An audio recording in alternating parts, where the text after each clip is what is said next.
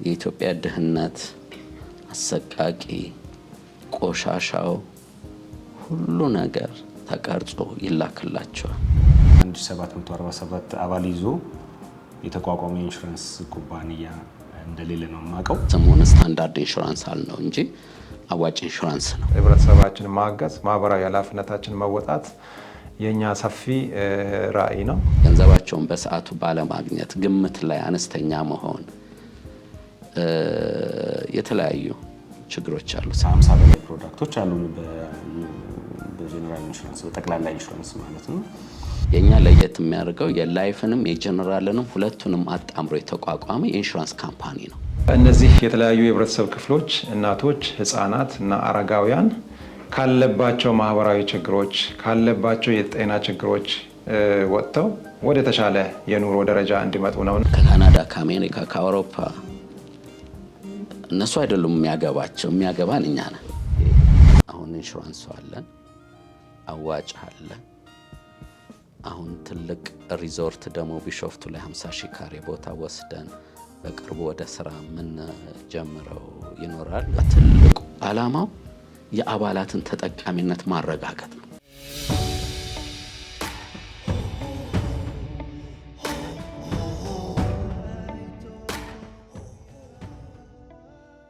የተስፋ ሻማ ከትንሽ ጭላንጭል ተነስቶ ትልቅ ብርሃንን እንደሚፈነጥቀው ሁሉ የብዙዎችን ህይወት የሚቀየር ጉዞም የሚጀምረው ከልዩ ራዕይና ቁርጠኝነት ነው።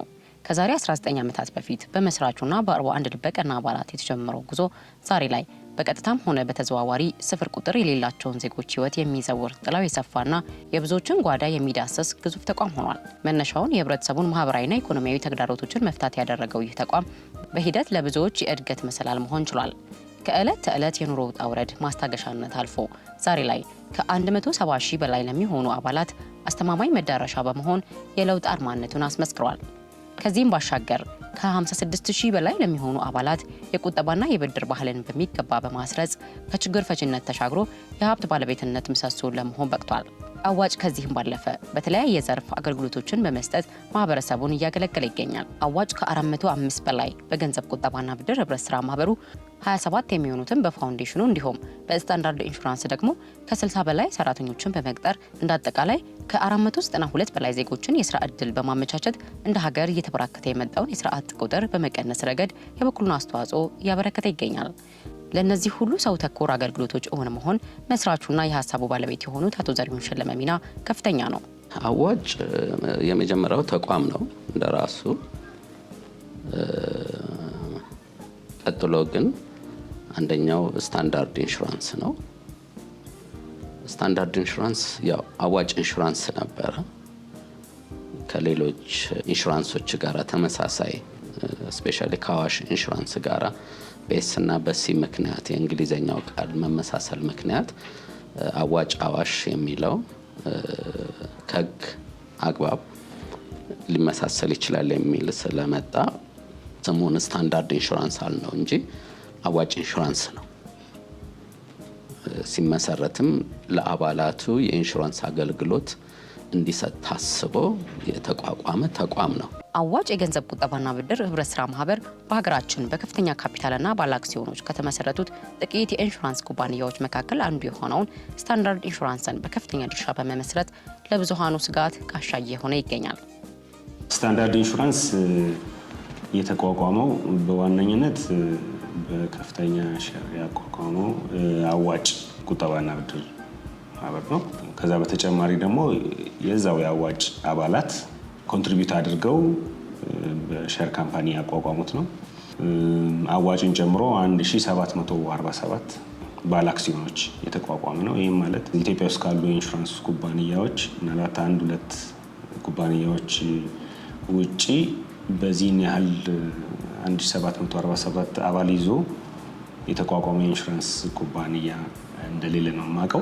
ከናሽናል ባንክ ፈቃዳችንን ያገኘ ነው ኦክቶበር 1 2025 ነው በነጮች አቆጣጠር።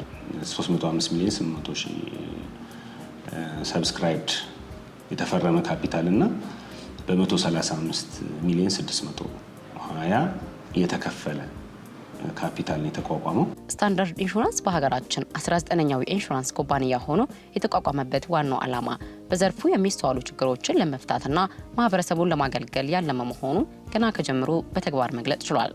ይሄ ኢንሹራንስ ለምንድን ነው ያስፈለገው ነው ትልቁ ነገር። እንደሚታወቀው አዋጭ ከ170 ሺህ አባላቶች አሉት። የብድር አገልግሎት ይሰጣል። አስቀድመን የክሬዲት ላይፍ ኢንሹራንስ እንሰጥ ነበር አይደል? የኛ ተበዳሪዎች የሞት አደጋ ቢያጋጥም እስካሁንም ድረስ እዳው ወደ ቤተሰብ አይሄድም፣ ወደ ልጅ አይሄድም፣ ያስያዙት ኮላተራል አይያዝም። ይሄ ብቸኛው ነው የሚያደርገን። በዛ ላይ ደግሞ የመኪና ብድር እንሰጣለን። ከ10 ሺህ በላይ እዚህ አዲስ አበባ ላይ ብቻ በራይድ ትራንስፖርት ላይ የተሰማሩ መኪኖች አሉ። እነዚህ ደግሞ የሞተር ኢንሹራንስ ደግሞ ያስፈልጋል እና በአገሪቷ ላይ የተለያየ ኢንሹራንስ ውስጥ ነው የሚገቡት። ችግር ሲደርስ ቀድሞ ያንን የኢንሹራንስ ከቨሬጅ ለማግኘት አንዱ ትልቁ ችግር ነበር። በጣም ሰዎች ንብረታቸው ላይ ኢንሹራንስ ገብተው አደጋ ሲደርስ አንዱ ቶሎ ገንዘባቸውን በሰዓቱ ባለማግኘት፣ ግምት ላይ አነስተኛ መሆን፣ የተለያዩ ችግሮች አሉ። ስለዚህ እነዚህን ችግሮች ስናይ አንደኛ የክሬዲት ላይፍ ኢንሹራንሱን ፎርማል በሆነ ኢንሹራንስ ቢተዳደር፣ ይሄ የሞተር ኢንሹራንሱም የራሳችን ቢኖረን ብለን የራሳችንን ኢንሹራንስ ህጋዊ በሆነ መንገድ ኦልሞስት ከ99% አካባቢ የአዋጭና የአዋጭ ቤተሰቦች የገዙት ኢንሹራንስ ነው። በአጭር ጊዜ ተሽጦ ህጋዊነት አግኝቶ ስራ የጀመረ የላይፍንም የጀነራልንም ሁለቱንም አጣምሮ የተቋቋመ የኢንሹራንስ ካምፓኒ ነው። እዚህ አጋጣሚ ጀነራልና ላይፍ አንድ ላይ ከጀመሩ ኩባንያዎች በጣም ጥቂት ኩባንያዎች አንዱ ነው ስታንዳርድ። ብዙዎቹ ከጀነራል ጀምሮ ወደ ላይፍ ወይም ደግሞ ላይፍ ጀምሮ ወደ ጀነራል የመምጣት ነገር ነው ያለው እና ሙሉን ይዞ መምጣቱ አንድ ለየት ያደርገዋል። ሁለተኛ ዲፈረንሺዬሽን ሊያመጣልን የሚችል ነገር ምንድነው ብለን ስናስብ ያው ክሌም ሰርቪሳችን ላይ በጣም ፈጣን መሆን ነው። ኦፕሬት ያደረግነው 5 ወር እንግዲህ ባለፈው በጀት ዓመት ማለት ነው። አሁን አዲስ በጀት ዓመት ጁላይ ላይ ጀምሯል። በዛን ጊዜ ውስጥ ያስተናገድናቸውን ካሳ ክፍያዎች በፍጥነት እና ደንበኞቹ ማግኘት ባለባቸው መጠን ያው ኢንሹራንስ ኖ ጌን ኖ ሎስ ነው አይደለም፣ ወደ ነበርንበት ፋይናንሻል ፖዚሽን መመለስ ስለሆነ ደንበኛውን ወደ ነበረበት ፋይናንሻል ፖዚሽን ስንመልስ የወሰድናቸው ጊዜያቶችና የተጠቀምናቸው የኦፕሬሽን እንትኖች ዲሲሽኖች ጥሩ ናቸው ማለት ነው። በአሁኑ ወቅት በአንድ ጊዜ ሁለቱንም የጠቅላላና የህይወት ኢንሹራንሶችን በመጀመርና የተለያዩ አገልግሎቶችን አጣምሮ በመያዝ ባሉት ቅርንጫፍ ቢሮዎቹ ቀልጣፋ በሆነ መልኩ ለማህበረሰቡ ተደራሽ እያደረገ ይገኛል። ወደ ከ50 በላይ ፕሮዳክቶች አሉን በጀነራል ኢንሹራንስ በጠቅላላ ኢንሹራንስ ማለት ነው። በላይፍ ኢንሹራንስ ደግሞ ፕሮዳክቶች አሉ። ተርም ላይፍ ኢንሹራንስ፣ ኢንዶውመንት ይባሉ ኢንሹራንሶች አሉ። ሞርጌጅ ሪደምፕሽን አለን። እነዚህ ፕሮዳክቶች ያው አገልግሎት እየሰጠን ነው። የላይፍ ኢንሹራንስን ወይም የህይወት ኢንሹራንስን በሄድ ኦፊስ ሌቭል ባለ እንትን ቢሮአችን አገልግሎት እየሰጠን ነው። ሌሎቹን የኢንሹራንስ አይነቶች ወይም ደግሞ የጠቅላላ ኢንሹራንሱን ደግሞ አሁን ባለን ሁኔታ 4 ቅርንጫፎችን ከፍተን እየሰራን ነው። አንደኛው ቀባና ከኢንዲያን ስኩል ኢንተርናሽናል ስኩል አጠገብ ያለው ዋና መስሪያ ቤታችን የሚገኝበት ዋና ቅርንጫፍ ነው። ሁለተኛው 22 ከአክሱም ሆቴል አጠገብ የሚገኘው ቅርንጫፋችን ነው። ሶስተኛው በሰሚት ፍየል ቤት የሚገኘው ሰሚት ቅርንጫፋችን ነው። አራተኛ ደግሞ ቡልጋሪያ ማዞሪያ ላይ የሚገኝ ቅርንጫፋችን ነው ማለት ነው። በቀጣይ በጀት ዓመት ደግሞ የምንከፍታቸውና ተደራሽ ለመሆን የምንሄድባቸው እንትኖች ይኖራሉ። ስታንዳርድ አሁን ላይ እየሰጠ ያለውን አገልግሎትና ወደፊትም ሌሎች አገልግሎቶችን አጠናክሮ በመቀጠል አዋጭ በገንዘብ ቁጠባና ብድር ህብረት ስራ ማህበሩ ከሀገር አልፎ እንደ አህጉር እያሳየ ያለውን ጥንካሬ ለመድገም እየሰራ ይገኛል። አዋጮች አሁንም ቢሆን እንደ ባለቤትም ብዙ የአዋጭ አባላት የኛ ሼርሆልደሮች ናቸው።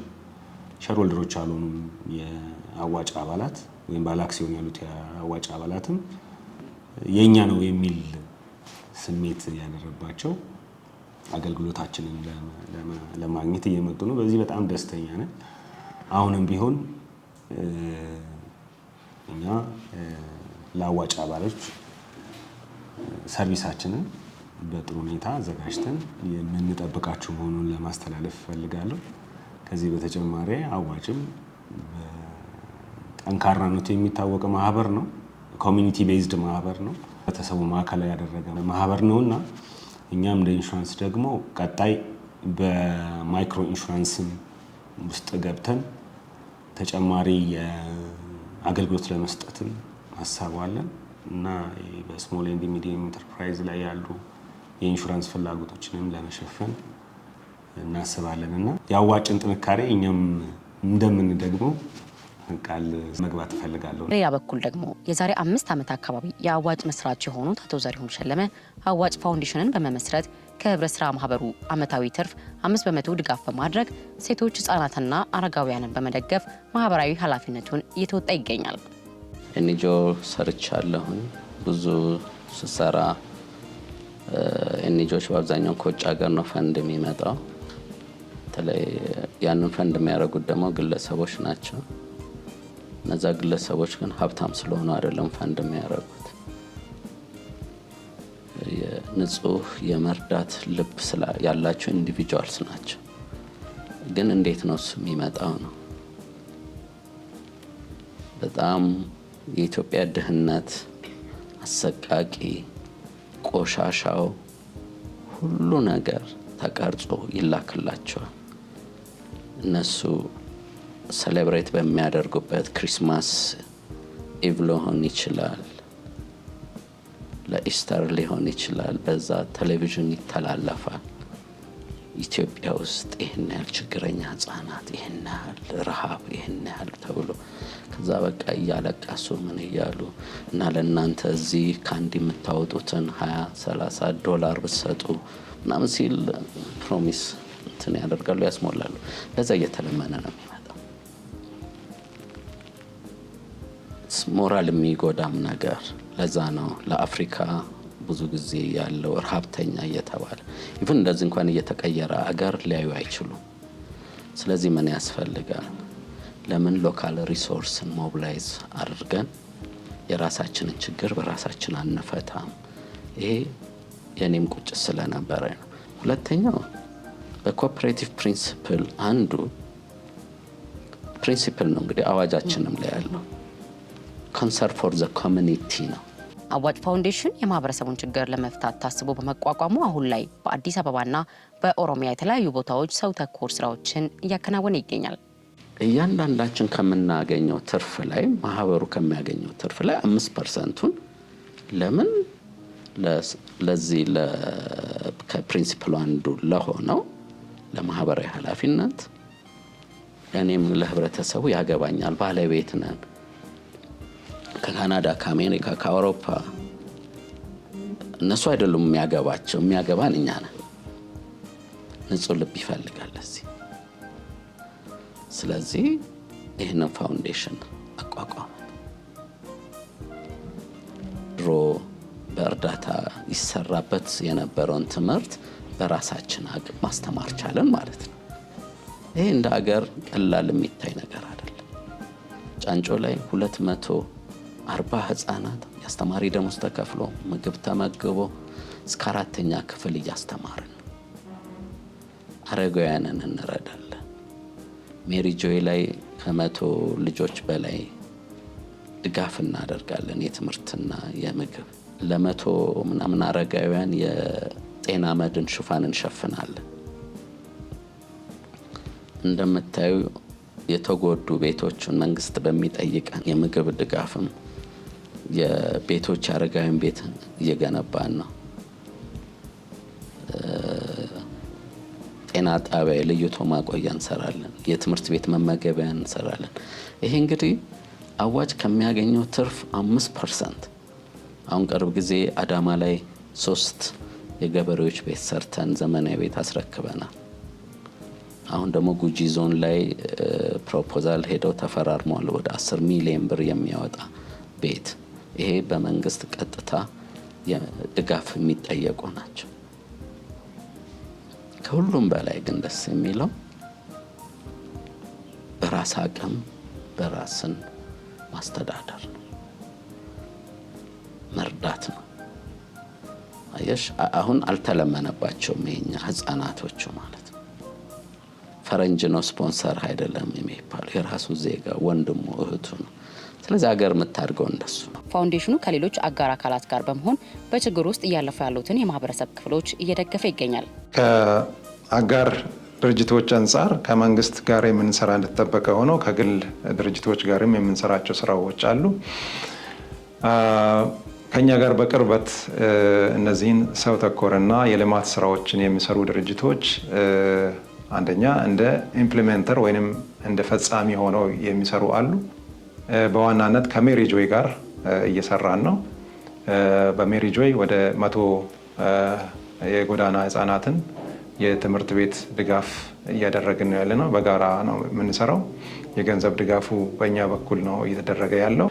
ባየለች ወርቁ መታሰቢያ ፕሮጀክት ስም በሜሪ ጆይ ኢትዮጵያ የኩላሊት ህመምተኞችን ማከሚያ ሴንተር ገንብተን አስረክበናል። አገልግሎት እየተሰጠ ነው። ያየለች ወርቁ መታሰቢያ ፕሮጀክት አመንጭነቱ የአዋጭ ገንዘብ ቁጠባና ብድር ህብረት ስራ ማህበር መስራች እንዲሁም የፋውንዴሽኑ ቦርድ ዋና ዳይሬክተር አቶ ዘሪሁን ሸለመ ናቸው። እንግዲህ በእሳቸው እናት ስም ነው የተሰየመው። ይሄ ፕሮጀክት በተለያዩ የስራ ዘርፎች ላይም እያገለገለ ነው ያለው። መቄዶንያ የአረጋውያን ማዕከል በአዋጭ ፋውንዴሽን ድጋፍ እየተሰጠ ነው፣ ድጋፍ እያገኘ ነው። ዲቦራ ፋውንዴሽን ሌላው ከአዋጭ ጋር በአጋርነት የሚሰራ ነው። ስለዚህ እኛም በተቻለን አቅም ከነሱ ጋር ያላቸውን የአገልግሎት ዘርፎችን በመደገፍ ህፃናት ላይ የሚሰሩ ስራዎችን አጠናክረን እየሰራን ነው። የአዋጭ ፋውንዴሽን ዋና ዓላማውም አንዱ ቅድም እንደገለጽ ነው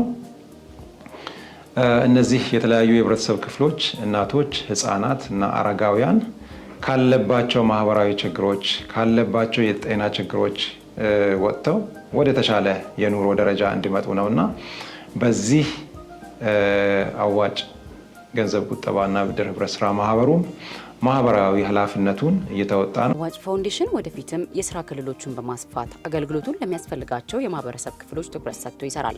አዋጭ ፋውንዴሽን ወደፊት የሚያስባቸው በዋናነት እነዚህን የአገልግሎት ዘርፎችን አጠናክሮ መስራትን ነው።